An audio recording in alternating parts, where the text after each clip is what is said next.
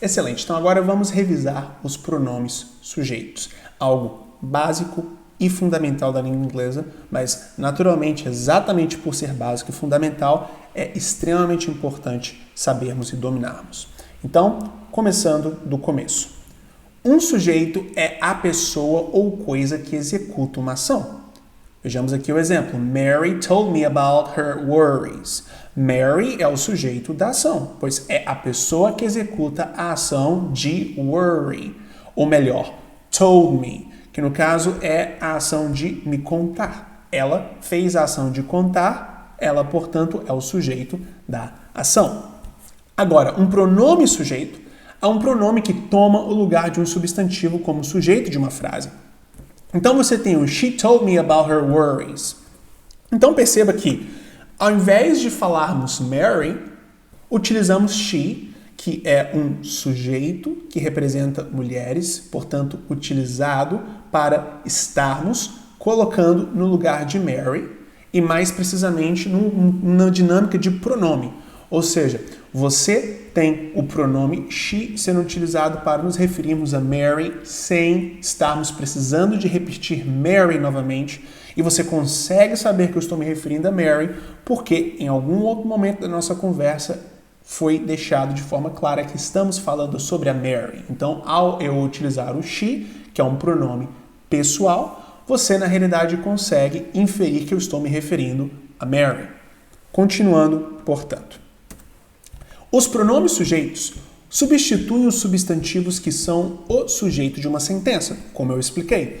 Então, para a primeira pessoa do singular, utilizamos o I e no plural utilizamos o we, ou seja, nós. Na segunda pessoa, você tem o you e you. You no singular, you no plural. E este é o elemento que precisamos de realmente prestar atenção, porque a palavra you em inglês é utilizada tanto para falarmos a ideia de você, quanto para falarmos a ideia de vocês. Então, quando você chega e fala you're funny, você pode ter essa sentença significando você é divertido, você é engraçado, não é? Ou vocês são engraçados. E o que vai definir qual é o significado da sentença é o contexto. Se você sabe que eu estou me referindo a um grupo de pessoas, é óbvio então que este you se refere a vocês. Enquanto que se você sabe que eu estou me referindo a uma pessoa individual, você infere que eu estou me expressando com você, não com vocês. Então, muita atenção com relação a isso. Igualmente, terceira pessoa do singular, he, she and it no singular. E a terceira pessoa do plural, você tem o they. Continuando. Devemos substituir o sujeito por um pronome sujeito para evitar repetições na sentença. E esta é a essência dos pronomes. Pronomes existem para que possamos evitar repetições desnecessárias na sentença e, portanto, evitar redundâncias, não é? Então, vejamos aqui. A sentença errada, não digo nem a errada, mas desnecessariamente repetitiva, é a que temos aqui a priori. Mary is a student and Mary is very hardworking. Então, ao mesmo tempo que a pessoa compreenderia essa sentença, o fato é que temos Mary sendo repetido aqui excessivamente. Portanto, com um sujeito pronome, podemos remover o segundo Mary e dizer Mary is a student and she is very hardworking. Muito importante termos isto em mente. Continuando. Usamos o pronome sujeito it quando nos referimos a objetos, coisas, animais ou ideias. E uma referência ainda mais prática é a coisa que estamos nos referindo é não humana, pois bem, você utiliza o it. Agora, existe uma observação que é importante, em especial na nossa vida moderna. Você tem os pets, animais, dogs, cats, birds, gatos, cachorros, pássaros, sendo hoje em dia, num ponto de vista emotivo, tratados exatamente como humanos. E, portanto, é extremamente comum você ter pessoas utilizando pronomes de humanos, ou seja, she and it, she and he, que são os pronomes utilizados para nos referirmos a homens e mulheres, para nos referirmos também a animais de estimação. Então, isto é algo que você não deve se surpreender. Terem isso em vista quando estamos falando de a fala e a escrita mais apropriada na língua inglesa, especialmente utilizada para contextos mais sérios, contextos mais formais, você precisa de considerar o fato de que it, ou seja, o pronome utilizado para nos referirmos a elementos não humanos, é o elemento apropriado também para nos referirmos a pets, para nos referirmos, portanto, a animais de estimação ou qualquer outro tipo de animal. Então, vejamos aqui. Love is eternal, it will last forever. O amor é eterno, ele vai durar para sempre. Então, temos o it sendo utilizado no lugar do love, novamente, para evitarmos repetição, não é?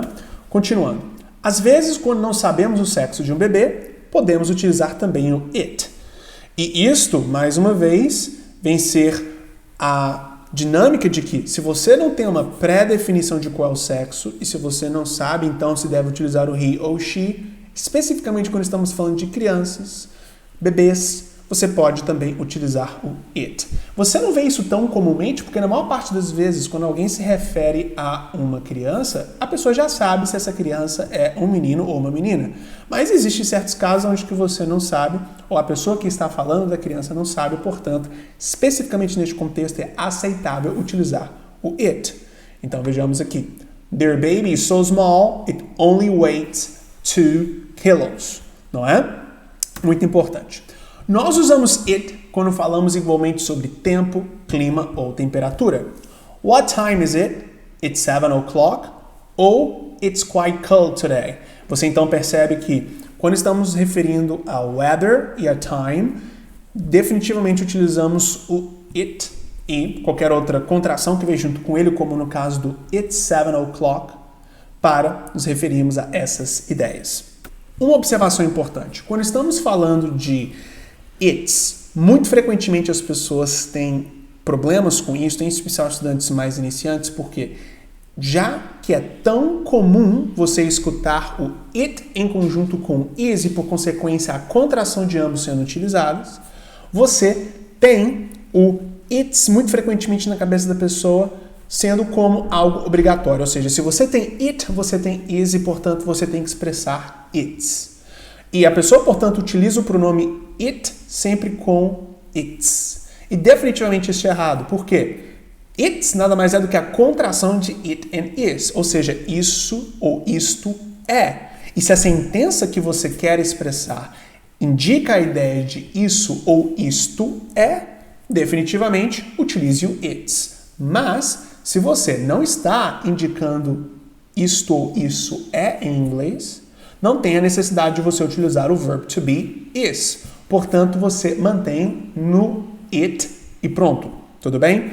Não, então, se sinta na obrigação de sempre utilizar o s, a contração, portanto, de it e is na sentença, sempre quando você tem o it. Porque com muita frequência você vê as pessoas utilizando its como o pronome para se referir a algo não humano, sendo que tinha que ser it. Tudo bem? Então, muita atenção com relação a isso.